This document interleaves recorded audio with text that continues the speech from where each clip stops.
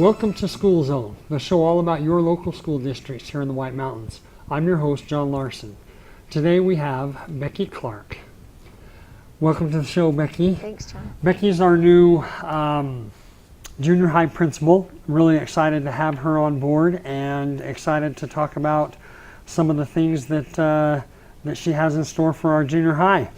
First of all, tell us about yourself. Okay. Tell us about, where you were born and raised and your family. I'd like to know some professional history on yourself too. Sure. Well, I am a Show Low High School graduate. I don't know if you knew that. So I bleed green and gold. My roots run deep. And I married my high school sweetheart. So, cute boy from Show Low. That worked out for me. Cute boy? Yeah, it's pretty cute. Okay. I never thought of him that way, but that's okay. That's funny. So he joined the Navy shortly thereafter, and right after we got married. And so we traveled to the East Coast and lived in the Norfolk, Virginia area for about 6 years while he was in the Navy there. And while he was there, I took advantage of that time when we were young and didn't have a lot of responsibilities to keep us tied down, and worked and went to school. And I got a degree in history and political science from Old Dominion University there in Norfolk. Well, loved history, thought it was great. I was a dental hygiene major for a minute and decided that maybe that wasn't the right path for me. But I loved history and kind of found my place there, and so I went ahead and studied that. And a history degree isn't good for a whole lot. It's good for a graduate degree. So I finished school, and just about the time his enlistment ended, and we planned to move back to Arizona. I had our first daughter in Virginia right before we moved back to Arizona, our oldest daughter, Lauren. And so we moved back to Arizona, and then my husband pursued his degree, and I got to stay home for a few years and be a mom. That was really great. And my younger daughter, Dale, was born while my husband was in Flagstaff at NAU. And so when he graduated, we had these two cute girls and decided we wanted to raise our family here on the mountain. In the meantime, I had gone back to school and gotten a master's degree in secondary education from University of Phoenix. While he was in school, I did that as well. And so when we moved to Show Low, I got a teaching position, teaching history.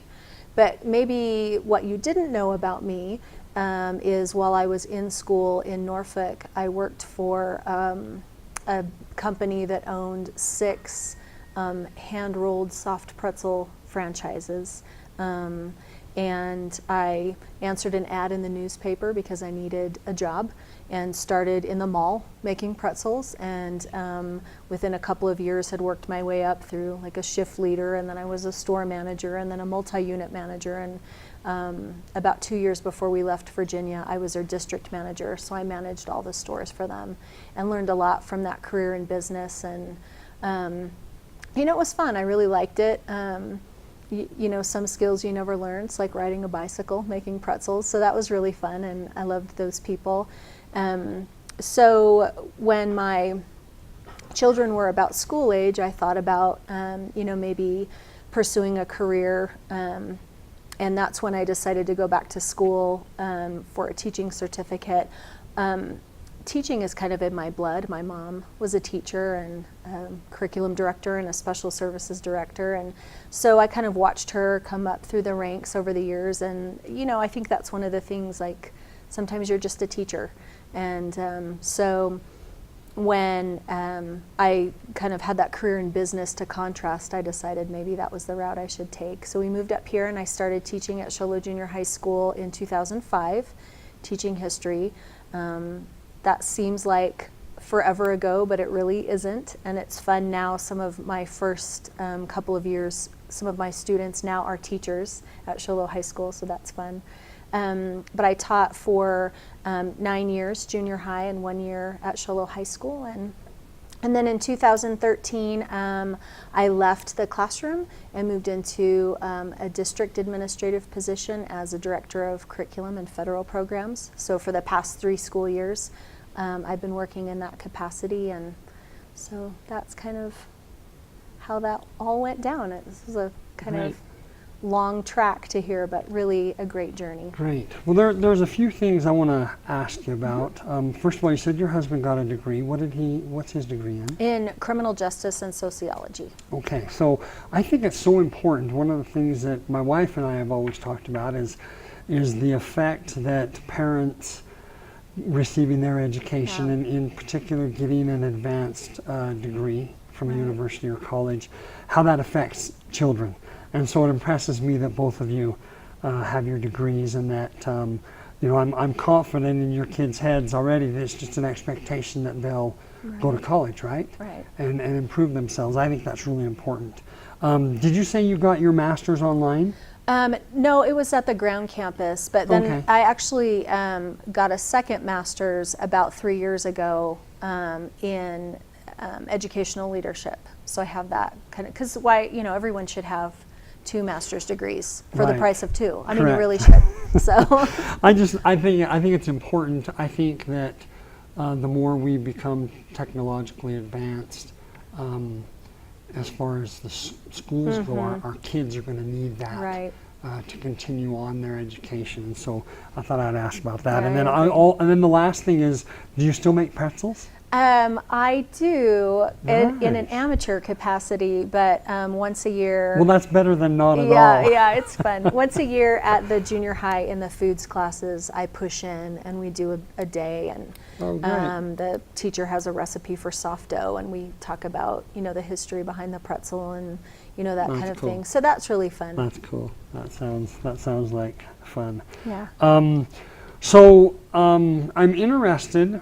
It seems to me, as you tell your story, that you've kind of naturally moved to an administrative type Right. role, whether in the pretzels or now in your current position. So I just wanted to know how that happened for you. How did that develop for you, that you moved from the classroom? You had 9 years, 10 years in the classroom, Right. teaching the children, and I have found that it seems to me that teachers understand or feel where they can have their most influence, whether that's in the classroom with the kids, or whether they take a kind of a 30,000-foot view and Right. have a greater influence.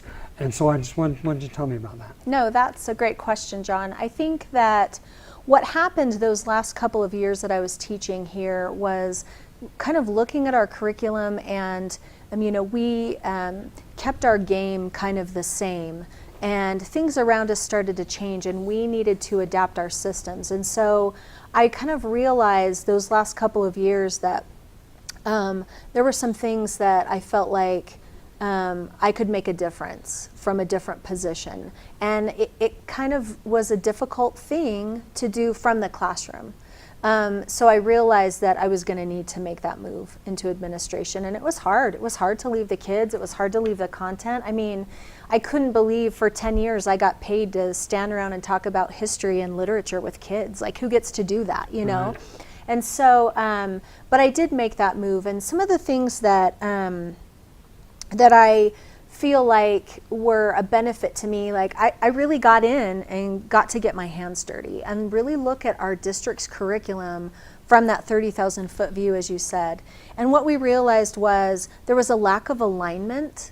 So from grade level to grade level, and really from class to class. I've talked on this program before with Amy about how a 4th grade experience in one classroom was incredibly different from a 4th grade experience in another classroom, and across grade levels and content areas. And so Was that so even in the same school?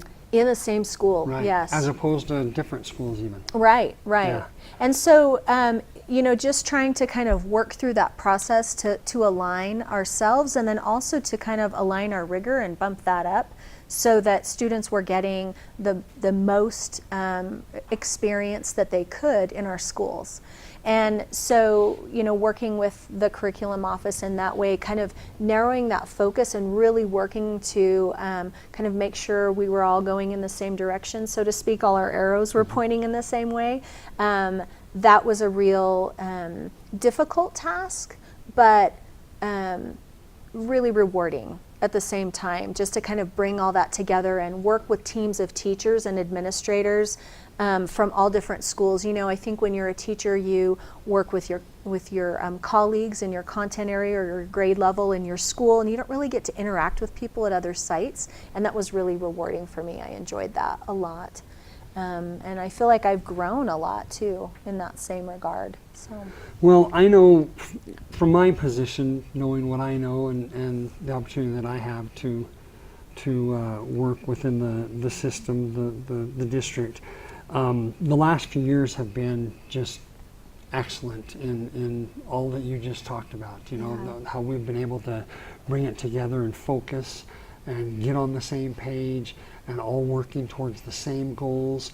I found it really great where, you know, everybody from the classroom up to the top of administration, we all had the same goals, and we're all working in one direction, which we had not experienced previously. Right. So that's been really great, and I'm grateful for that.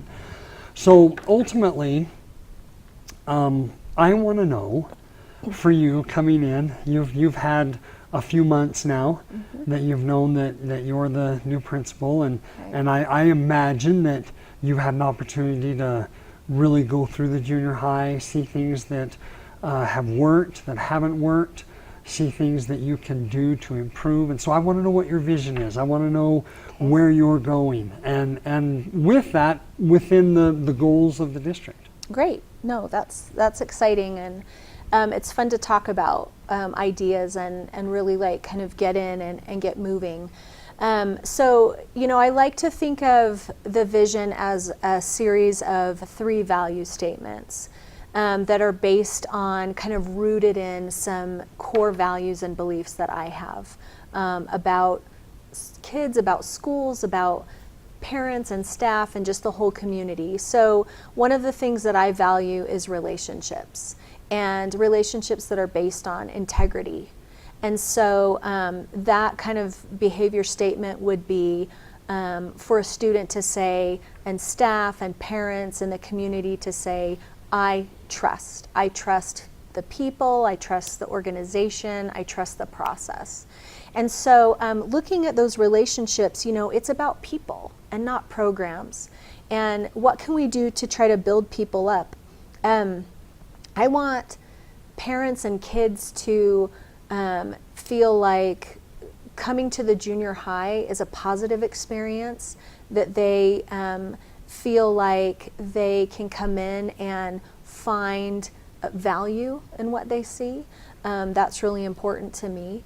And that the staff members that are there, you know, we're one group. We look at each other as an asset, and that we can work together, you know, to an end. So those relationships, that relationship building, and that we can trust each other, and we can build processes and procedures that we can rely on, that we can have fidelity to and feel confident and trust them. That's something that I really hold near and dear to me. Excellent. You talked about collaboration. Tell me about that. Yep, so collaboration is the next one, and that's kind of that idea that we should all be included. I have a strong personal value on inclusion, and the maybe behavior statement looks like, I belong. I know that I belong. And you know, calling people by name really maybe sets you apart as a school community member. You know, staff knowing kids' names and vice versa. I used to joke with my students, like, you know, I have 150 students, but you only have 6 or 7 teachers, right? So, you know, we should all call each other by name and work together. These are our kids, parents, staff members, community members. And, you know, sometimes when something happens, it's our celebration, or it's our difficult situation. When test scores come down, those are our scores. And we work together, you know, to make sure that we all kind of find our place, that we see our position at school through the lens of our own experience, but we understand our contribution.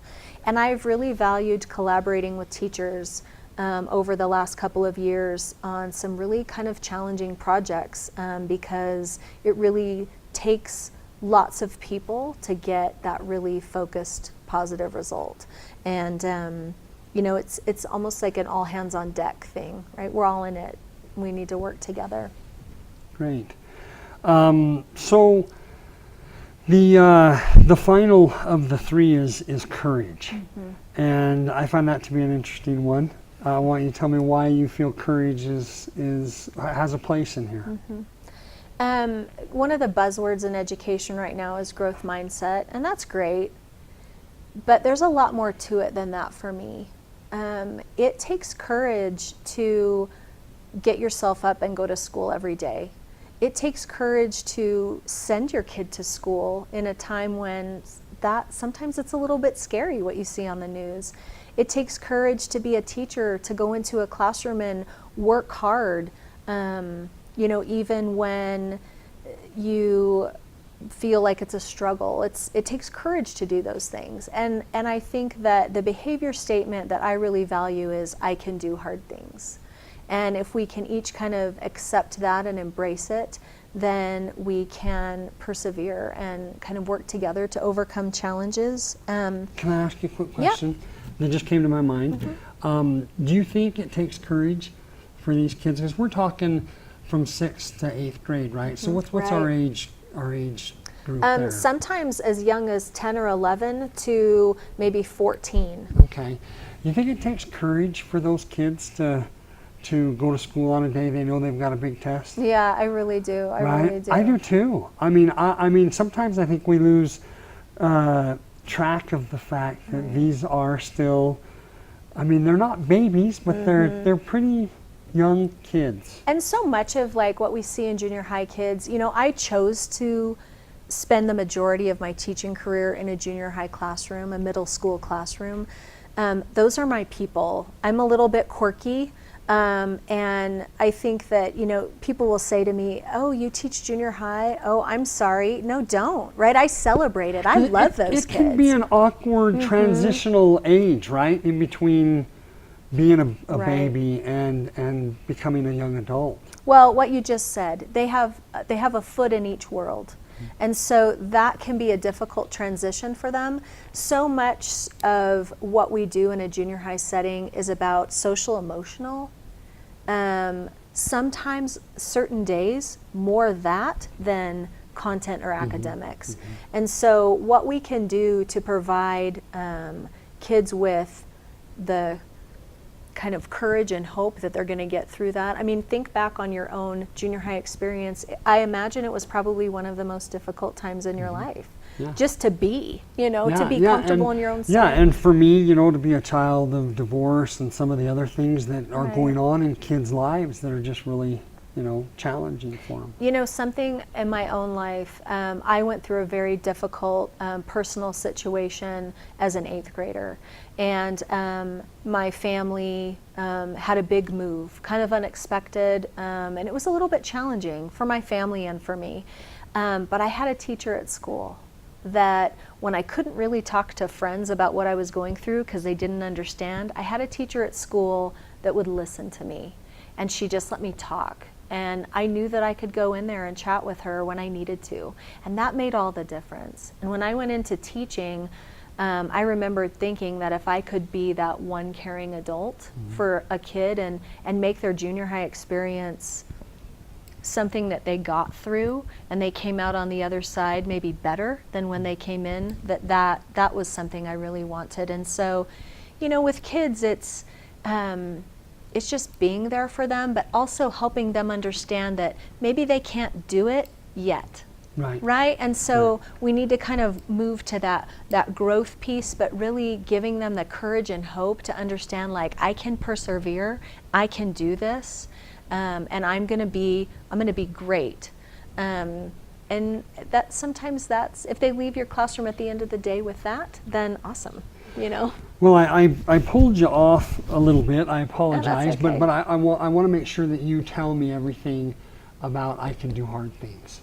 I don't want to leave that on the table. That's awesome. So share if you have anything else to share with me about helping them to understand. I think you stated pretty well that they may not be able to do it now, but they can do it. Well, one of the tenets in our school district now, one of the things we kind of hang our hat on is something we call WIN, What I Need. And it's a program you'll see at every school in our district. And basically what that is an opportunity in the school day for kids to participate to get better at something. Maybe it's reading, maybe it's math, maybe it's social skills, maybe it's note taking, something like that. And so, we want kids to learn that even if I make a mistake on an assignment, or maybe I didn't get a passing grade on an exam, it goes back to that, what we just talked about. I can do it, just not yet. And, I would hope that kids would understand that if you don't make mistakes, that's okay, but if you make mistakes, you just try hard and get better. And that's really what I'd like to see with that whole courage and growth mindset piece. Yeah, I think we've all learned that making mistakes is just an opportunity to learn and become better, right? Absolutely. How do you create buy-in with your staff, your students, their parents, community? That's an interesting kind of piece to collaboration and having people see their place in an organization and through their lens. I celebrate different perspectives, and something that I've done over the last couple of months is talk to people. Just get in there and talk to people. I started early. Can't remember when the board meeting was when this all came out, but early May, and I just started having meetings with teachers. I talked to students. I knew. I have quite a gaggle of nieces and nephews in our schools here in Show Low, and I just talked to them about what they wanted to see and what they thought and where we were. I looked back at my experience as a teacher. I talked to parents. I met with a PTSO, and just kind of asked them what their perspective was and how they felt like the school should move. Overwhelmingly, relationships was something that came out. People are really attracted to positive relationships. I mean, who wouldn't be? And so I want to spend a lot of time working that, getting into classrooms and getting out at events and meeting with parents and students and really kind of talk to them about what they feel like their needs are and help them understand my vision for, integrity and how can we have it in our school and how can we collaborate. I'm not one to just make the decision. I really like to have it be a team effort. And, even today I came from like a 3-hour meeting with a team at the school, and there are lots of different groups of people that you can talk to, I think, as a leader and find out where they are and figure out how to make the organization better. Great. So in visiting with you, I feel like if I can, with my own words, sum this up, is I just feel like your chief desire is for the success of our students. Am I accurate there? Absolutely, definitely. So if I'm accurate there, how will you feel that you've been successful in affecting in a positive way, influencing in a positive way the children in your school, and by virtue of that, their parents, and by virtue of that, the community as a whole? Right. How will you feel you've been successful? I think that it's a little cliche to say, but people send their kids to school the better part of their waking hours, right? And that's a fact. So I think that I'll feel successful if the feedback that comes from students, parents, staff, and community is that the experience that all of those groups have with Show Low Junior High is something they value. That kids come to school because they want to. And when they look back, they'll say, I really liked going to school, and I value what I took away. That parents value sending their kids to our school, and they value being on our campus. We're one of 5 schools in the district. I want to, I think I'll find success in us being a valuable contributor in terms of academics. You know, we're taking kids in from Nicholas and Linden and Whipple, and we're sending them off to Shola High School, and so we have our little place and our role to play at Shola Junior High. But I'm super excited for the prospects. I have to tell you, John, that after 3 years in a different position in the district, just walking in the doors that first day to move into my office, I felt like I was home. And that's something that I value. Great. I'm glad to hear that.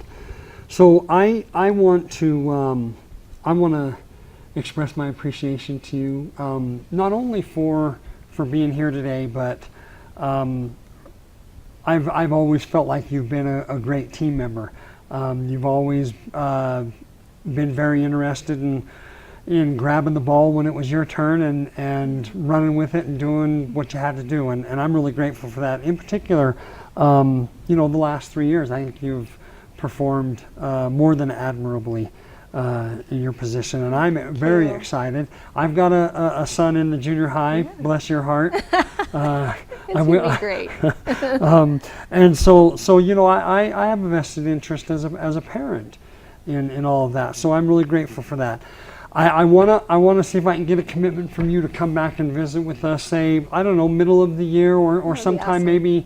maybe when we find during the first part of the second semester when things slow down a bit for you. Yeah. And check in with you and see how things are going, and maybe check in on a few things that we've talked about. That would be great. I'd love cool. that. Thanks. I would love that. Thank you. Thanks for being with us. Thanks for joining us here on School Zone, and we'll see you again soon.